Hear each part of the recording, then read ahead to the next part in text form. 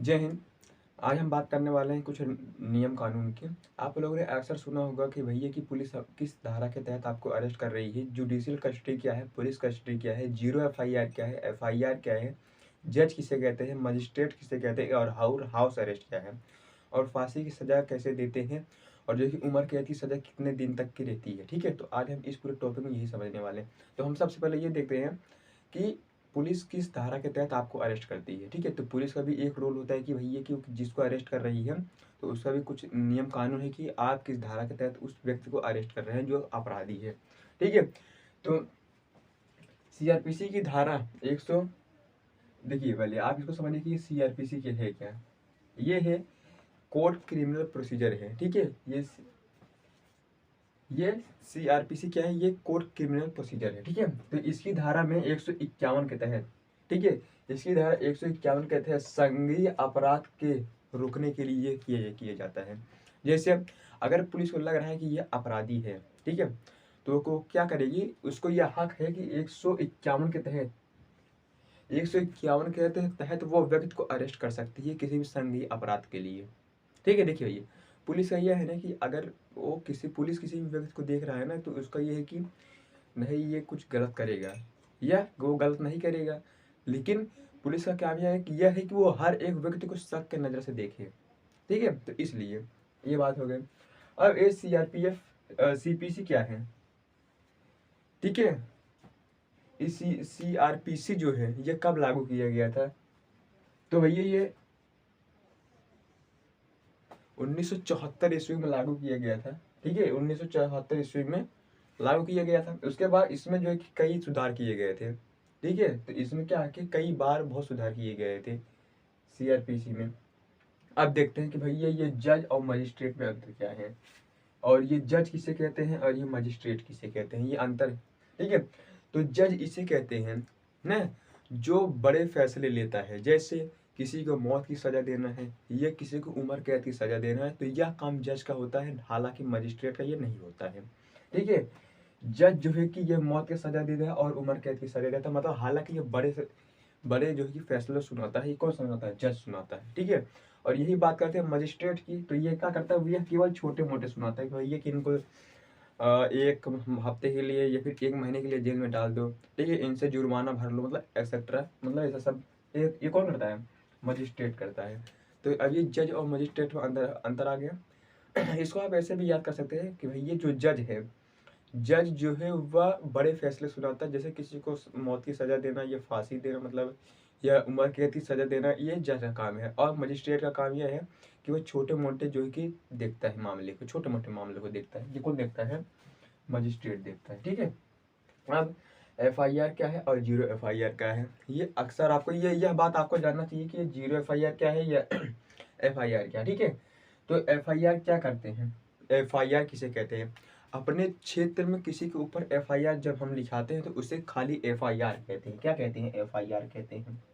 और आप ना कि अपने क्षेत्र में हैं या फिर आप किसी दूसरे क्षेत्र में हैं, और अगर आपके साथ वहाँ पे कोई घटना हो गई है, ठीक है, तो हालांकि आप रहवासी है कतई और के, लेकिन आप वहाँ पे गए हैं तो आपके साथ हादसा उधर हुआ है, तो आप उस थाना में अगर आप केस लिखाएंगे तो उसे कहते हैं जीरो एफआईआर।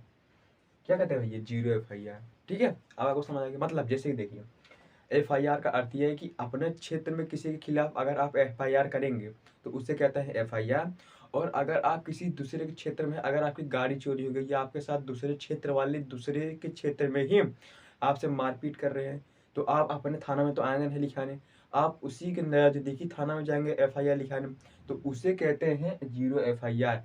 क्यों जीरो एफआईआर कहेंगे, क्योंकि आप उस क्षेत्र के नहीं हो, इसलिए आप उधर केस लिखा रहे हो, तो उसे क्या कहेंगे, जीरो एफआईआर कहेंगे। ठीक है, तो आप उम्मीद करते हैं कि आपको इतना समझ आ गया होगा।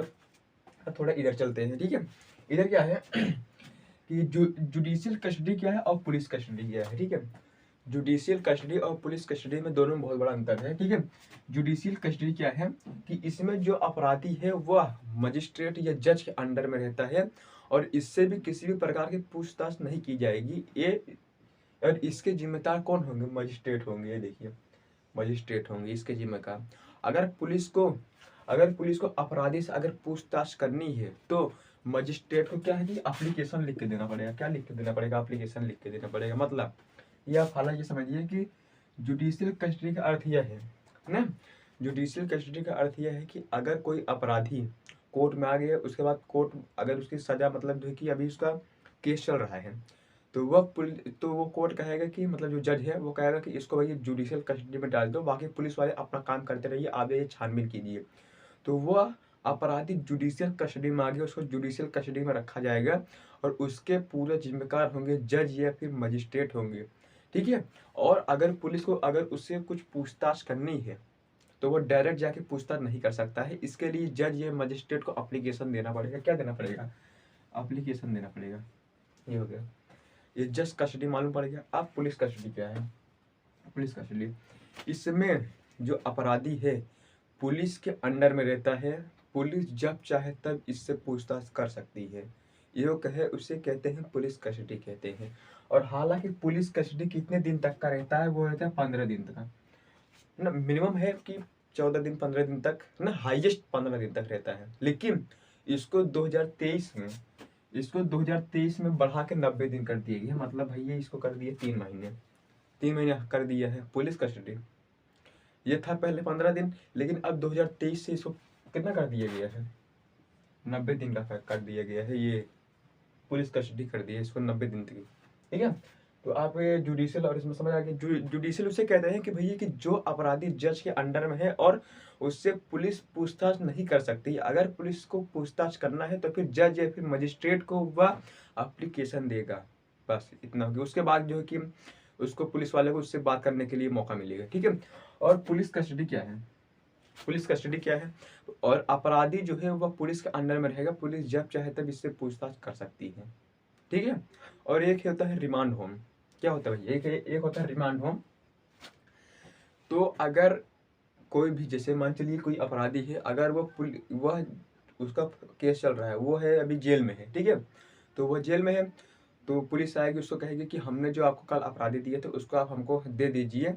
हम उसको मानेंगे, मतलब उससे हम पूछेंगे कि कुछ केस सॉल्व हो नहीं रहा है, तो हम उसको बुला के पूछेंगे कि भैया कि को कैसे कैसे क्या चीज़ क्या प्रोसीजर उसने किया था, या किसी का हत्या किया था तो फिर कैसे किया था। तो पुलिस आपको मांगेगी, तो उसे कहते हैं रिमांड होम। और रिमांड होम में पुलिस बहुत मारती है।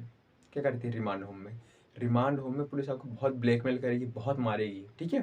हालांकि ये पुलिस वाले को मारने की इजाज़त नहीं है, लेकिन अब क्या करेंगे, अब वो लोग भी परेशान हो जाते हैं, ठीक है।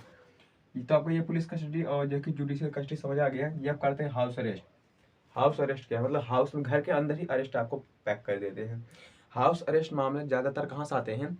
राजनीतिक मामले से। कहाँ से आते हैं भैया? राजनीतिक मामले से। मतलब अगर मान लीजिए कहीं कोई नेता साहब, मान चलिए कहीं कहीं कुछ चुनाव हो रहा है, ठीक है। तो चुनाव हो रहा है, तो पुलिस को यह शक होगा कि भैया ये चुनाव में या फिर यह इस भाषण में यह क्या कहेगा, ये सबको भड़का देगा।